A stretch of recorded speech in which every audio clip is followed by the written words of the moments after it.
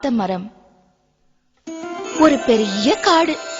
அங்க பல மரங்கள் இருந்தது.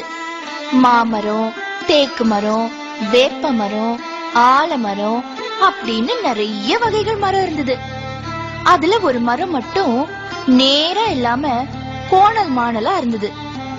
மத்த மரங்கள்லாம் அந்த மரத்தை பார்த்து, ஐய நீ ரொம்ப அசிங்கமா இருக்க அப்படின்னு கேலி செஞ்சது.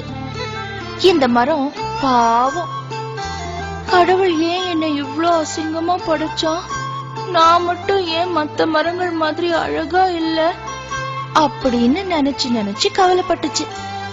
ஒரு நாள் ஒரு மரம் வெட்டி அங்க வந்தான். அவன் எல்லா மரங்களையும் பார்த்துட்டு, இந்த மரம் ரொம்ப கோணலா இருக்கு, இது எனக்கு உதவாது அப்படின்னு சொல்லிட்டு மத்த எல்லா மரத்தையும் வெட்டி தள்ளிட்டான். இப்பதான் அந்த மரத்துக்கு புரிஞ்சுது, கடவுள் எது செஞ்சாலும் நன்மைக்குதான். ஏன் இந்த உருவம்தான் என் உயிரை காப்பாத்துச்சு, கடவுளை என்னைக்குமே பழி சொல்லக்கூடாது அப்படின்னு சந்தோஷமா வாழ்ந்தது.